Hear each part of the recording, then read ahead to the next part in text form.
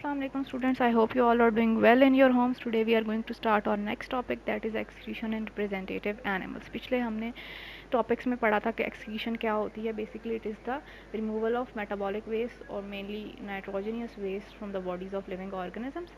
तो आज हम देखेंगे कुछ representative animals में कि excretion किस तरह से होती है. हमने बेसिक पढ़ा कि प्लांट्स में किस तरह एक्सक्रीशन हो रही है, एनिमल्स में क्या होती है, नेचर क्या है एक्सक्रीटरी प्रोडक्ट्स वगैरह की. ठीक है, ये चीज़ें हम पीछे पढ़ चुके हैं. आज हम कुछ रिप्रेजेंटेटिव एनिमल्स में एक्सक्रीशन के मैकेनिज्म्स को स्पेसिफिकली पढ़ेंगे. तो सबसे पहले हम सिंपल ऑर्गेनिज्म, सिंपल एनिमल से स्टार्ट करेंगे. एंड और फर्स्ट सब topic is excretion in hydra. कि हाइड्रा जो है एक स्लंट्रेट है या नाइडेरियन है, यानी कि फाइलम नाइडेरिया या फाइलम स्लंट्रेटा से बिलोंग करता है. ठीक है, और इस काफ़ी सिंपल एनिमल है और इसमें कोई एक्सक्रीशन के लिए स्पेशलाइज्ड स्ट्रक्चर नहीं है. ठीक है, सिंपल डिफ्यूजन से होती है एक्सक्रीशन. इसमें बॉडी वॉल के अक्रॉस डिफ्यूजन होती है और जो है नाइट्रोजनियस वेस्ट जो है वो आइसोऑस्मोटिक सराउंडिंग्स में एक्सक्रीट आउट कर दिए जाते हैं. आइसोऑस्मोटिक सराउंडिंग्स का वर्ड यहाँ पे क्यों यूज़ किया गया, क्योंकि जो हाइड्रा है उसकी बॉडी के फ्लूइड की कंसनट्रेशन जो है it is same than that of outside environment. ठीक है जी, मरीन वाटर में रहता है और वैसी ही इसकी बॉडी में भी कंसनट्रेशन है फ्लूइड्स की जो कि समंदर के पानी में है. इसलिए यहाँ पे आइसोऑस्मोटिक सराउंडिंग्स का वर्ड यूज़ किया गया है. नेक्स्ट जो रिप्रेजेंटेटिव एनिमल है वो फाइलम प्लेटीहेलमिन्थेस से बिलोंग करता है. प्लेटफॉर्म है, उसका नाम है प्लेनेरिया. ठीक है जी, प्लेनेरिया जो है उसका अंदर एक स्पेशलाइज्ड जो है एक्सक्रीटरी सिस्टम प्रेजेंट है जिसको हम प्रोटोनेफ्रीडियम कहते हैं. प्रोटोनेफ्रीडियम है काफ़ी सिंपल ट्यूबुलर एक्सक्रीटरी सिस्टम है ये प्रोटोनेफ्रीडियम जो है. और ये इसके अगर हम बात करें तो ये एक ट्यूब्यूल्स के नेटवर्क पे मुश्तमिल है प्रोटोनेफ्रीडियम. ठीक है, और इन ट्यूब्यूल्स की इंटरनल ओपनिंग है. ठीक है जी, ये ट्यूबुलर सिस्टम जो प्रोटोनेफ्रीडियम है ये प्लेनेरिया की पूरी बॉडी में स्प्रेड हुआ है. ठीक है जी, और इसकी जो ब्रांचेस हैं उनके एंड पे एक कैप लाइक एक स्ट्रक्चर प्रेजेंट है. ठीक है, उसकी जो ब्रांचेस हैं they are cap by a cellular setup. एक उनके एंड पे, इनके एंडिंग्स पे जो है वो एक सेलुलर सेटअप है, उसने कैप किया हुआ है ब्रांचेस, प्रोटोनेफ्रीडियम की जो ब्रांचेस हैं उनकी एंडिंग्स को. और उस सेलुलर सेटअप को हम फ्लेम सेल कहते हैं. ठीक है जी, हर फ्लेम सेल जो है वो एक सीलिया के गुच्छे पे, टाफ्ट ऑफ सीलिया पे मुश्तमिल है जो कि बीट करते रहते हैं. और उनकी बीटिंग से जो इंटरस्टिशियल फ्लूइड है, जो टिश्यू फ्लूइड है प्लेनेरिया की बॉडी में, वो जो है वो अंदर ड्रैग होता है या प्रोपेल होता है ट्यूबुलर सिस्टम के अंदर. ठीक है जी, और जो ये सीलिया की बीटिंग है ये फ्लिकरिंग फ्लेम, एक आग के शोले की तरह लगती है. इस वजह से इस सेलुलर सेटअप को फ्लेम सेल्स कहते हैं. ठीक है जी, ट्यूबुलर सिस्टम जो है फिर ये ओपन होता है एक्सक्रीटरी डक्ट्स में. और एक्सक्रीटरी डक्ट्स फिर जो है वो फाइनली बॉडी के आउटसाइड या एक्सटीरियर ओपन होती हैं. ठीक है, और वहाँ से फिर जो एक्सक्रीटरी प्रोडक्ट है वो एक्सक्रीट आउट कर दिया जाता है और वो ओपन होती हैं थ्रू नेफ्रिडियोपोर्स. एक्सक्रीटरी डक्ट्स की जो एक्सटीरियर ओपनिंग्स हैं उनको हम नेफ्रिडियोपोर्स कहते हैं. अच्छा जी, जो फ्रेश वाटर प्लेटफॉर्म्स हैं वो तो बहुत डाइल्यूट यूरिन एक्सक्रीट करते हैं क्योंकि उनको वाटर की अबंडेंट सप्लाई होती है, इसलिए उनका यूरिन डाइल्यूट होता है. जबकि जो पैरासिटिक प्लेटफॉर्म्स हैं जो कि अपने होस्ट के आइसोटोनिक इन्वायरमेंट में रह रहे हैं वो मेनली सिर्फ अपनी नाइट्रोजनियस वेस्ट जो है वो डिस्पोज ऑफ करते हैं. तो वो डाइल्यूट यूरिन को डिस्पोज नहीं करते हैं, एक्सक्रीट नहीं करते. इसके अलावा नीचे डायग्राम भी आप लोगों को शो की गई है. फ्लेम सेल की डायग्राम है, उसमें सीलिया सेल का, फ्लेम सेल का न्यूक्लियस, साइटोप्लाज्म में सीलिया भी दिखाए गए हैं आपको. और इंटरस्टिशियल फ्लूइड की मूवमेंट भी दिखाई गई है कि सीलिया बीट करते हैं तो इंटरस्टिशियल फ्लूइड उनके अंदर एंटर हो जाता है फ्लेम सेल्स के अंदर, और वहाँ से फिर वो एक्सक्रीटरी डक्ट्स में आता है. एक्सक्रीटरी डक्ट्स में फिर उसकी जो भी है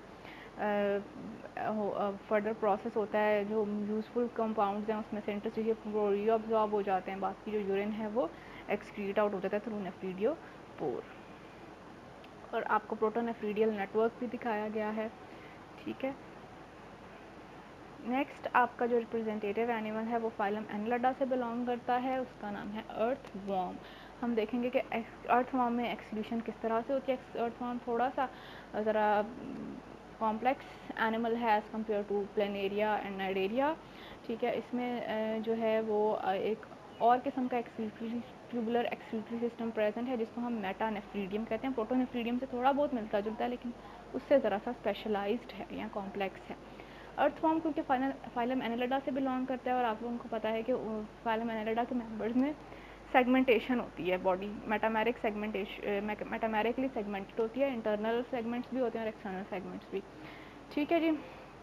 तो इनकी अर्थवॉर्म की बॉडी के हर सेगमेंट में एक अलग एक पेयर मेटानेफ्रीडिया का प्रेजेंट होता है। सिंगल मेटानेफ्रीडियम कहेंगे और प्लूरल को हम मेटानेफ्रीडिया कहेंगे। तो pair of metanephridia her segment में मौजूद होता है। ठीक है, और इस सिस्टम की या इस मेटानेफ्रीडियम की एक इंटरनल सीलिएटेड ओपनिंग होती है जिसको हम नेफ्रोस्टोम कहते हैं। ठीक है, और ये नेफ्रोस्टोम जो है वो सीलोमिक फ्लूइड में इमर्स हुई होती है। ठीक है, सीलोमिक फ्लूइड इसकी बॉडी का फ्लूइड है। ठीक है, तो सीलोम आप लोगों ने पढ़ा होगा। ठीक है, किंगडम एनिमेलिया में मैं आपको सीलोम फॉर्मेशन पढ़ाई हुई है।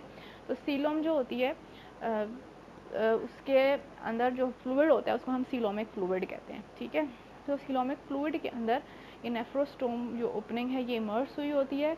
ठीक है, और इसके अलावा इस नेफ्रोस्टोम को बहुत सारी कैपिलरीज के नेटवर्क ने ठीक है इन्वेलप या फिर उसके ऊपर कवर किया होता है। ठीक है, नेफ्रोस्टोम जो है वो सीलोमिक फ्लूइड को कलेक्ट करता है। ठीक है, फिर फ्लूइड जो है वो इन मेटानेफ्रीडियम की जो ट्यूब्यूल्स हैं उनमें से मूव करता है और इस मूवमेंट के दौरान जो मेटानेफ्रीडिया की एपिथेलियम है, जो वॉल है, वो यूजफुल सॉल्ट्स वगैरह जो हैं उनको रीअब्जॉर्ब कर लेती है। ठीक है, उस सीलोमिक फ्लूइड में से और ब्लड वेसल्स को सेंड कर देती है। ठीक है, ब्लड में वापस वो यूजफुल सॉल्ट्स वगैरह चले जाते हैं।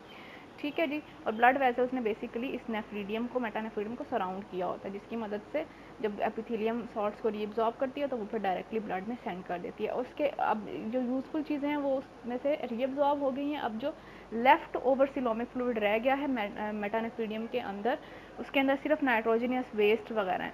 ठीक है, तो वो एक्सक्रीटेड प्रोडक्ट है, वो उसको नेफ्रीडियोपोर के ज़रिए जो है वो अर्थवॉर्म जो है वो एक्सक्रीट आउट कर देगा। अच्छा जी, अब हमारा नेक्स्ट रिप्रेजेंटेटिव एनिमल जो है वो है कॉकरोच।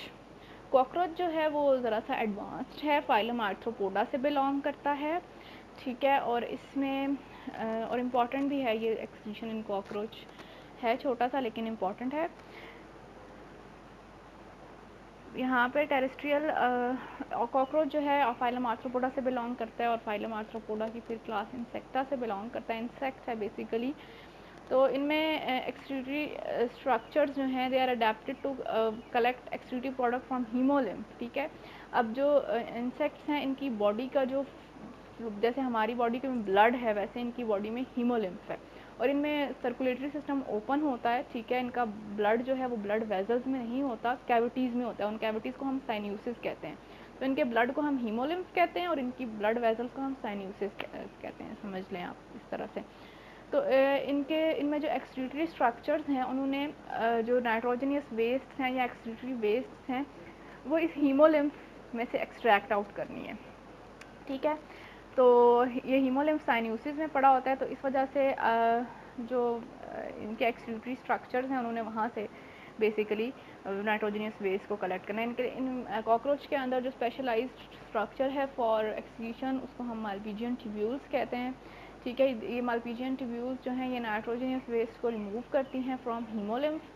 ठीक है, ये जो माल्पीजियन ट्यूब्यूल्स हैं they are the only excretory structure in animal kingdom that are associated with digestive tract. Malpighian tubules असल में डाइजेस्टिव सिस्टम का हिस्सा हैं। ठीक है, डाइजेस्टिव सिस्टम के साथ कनेक्टेड हैं, एसोसिएटेड हैं और किंगडम तो एनिमल किंगडम पूरी में सिर्फ ये आर्थ्रोपोड्स में ये देखा गया है कि जो एक्सक्रीटरी स्ट्रक्चर है वो डाइजेस्टिव सिस्टम के साथ या डाइजेस्टिव ट्रैक्ट के साथ एसोसिएटेड है, बाकी किसी एनिमल में या किसी और फाइलम में ऐसा नहीं है। तो अब इन माल्पीजियन ट्यूब्यूल्स की जो वॉल है या लाइनिंग है उसको हम एपिथेलियल लाइनिंग कहते हैं। वो जब इसमें हीमोलिम्फ आ जाता है इनके अंदर तो वो लाइनिंग जो है उसमें सोल्यूट्स और यूजफुल सॉल्ट्स वगैरह जो हैं जो माल्पीजियन ट्यूब्यूल्स हैं वो हीमोलिम्फ में से किस तरह से एक्सट्रैक्ट करती हैं नाइट्रोजनस वेस्ट को, उनमें सिंपल जो उनकी एपिथेलियल लाइनिंग है माल्पीजियन ट्यूब्यूल्स की वो सोल्यूट सॉल्ट और नाइट्रोजनियस वेस्ट को एब्जॉर्ब कर लेती है हीमोलिम्फ में से, ठीक है जी। अब जो ये सारा फ्लूइड है जिसमें सॉल्ट्स भी हैं, सोल्यूट्स भी हैं डिफरेंट, और नाइट्रोजनियस वेस्ट भी हैं, वो मालपीजियन ट्यूब्यूल्स के ल्यूमेन में आ गया है, ठीक है। अब जो फ्लूइड्स हैं अब जो फ्लूइड है वो, अब ये जो फ्लूइड है आ गया मालपीजियन ट्यूब्यूल्स में, ये हाइंड गट की तरफ मूव करेगा और इनटू द रेक्टम। रेक्टम जो है आखिरी पार्ट है डाइजेस्टिव ट्रैक्ट का इसमें कॉकरोच में, ठीक है जी। तो रेक्टम में जाके होगी रीअब्जॉर्प्शन, सॉल्ट्स और वाटर जो है वो रीअब्जॉर्ब हो जाएंगे, ठीक है जी, फ्लूइड में से। और नाइट्रोजनियस वेस्ट जो है वो सॉलिड एक्सक्रीटा के तौर पे यूरिक एसिड की फॉर्म में एक्सक्रीट आउट कर दिया जाएगा अलॉन्ग विथ फीसिस। फीसिस के साथ ही एक्सक्रीशन भी जो है एक्सक्रीटा भी जो है वो एक्सक्रीट आउट हो जाता है। तो ये सिर्फ इस तरह के अडेप्टेशन जो है वो सिर्फ इन इंसेक्ट्स या आर्थ्रोपोड्स में है जो कि इनको लैंड पे रहने के काबिल बना।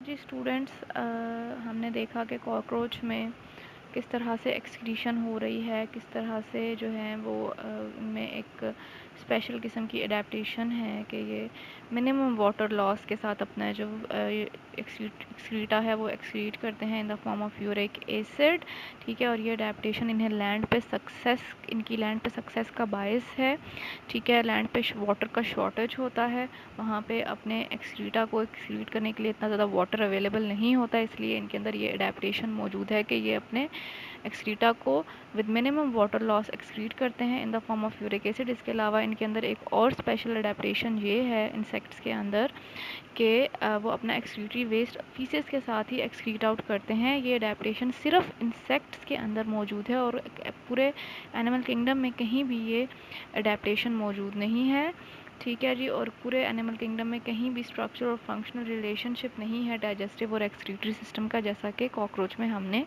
देखा। आई होप आप लोगों को आज का लेक्चर समझ आ गया होगा। कोई क्वेश्चंस, कोई क्वेरीज हों तो आप लोग मुझे मेरे ईमेल पे भेज सकते हैं या फिर मुझे कमेंट सेक्शन में भी बता सकते हैं। Thank you.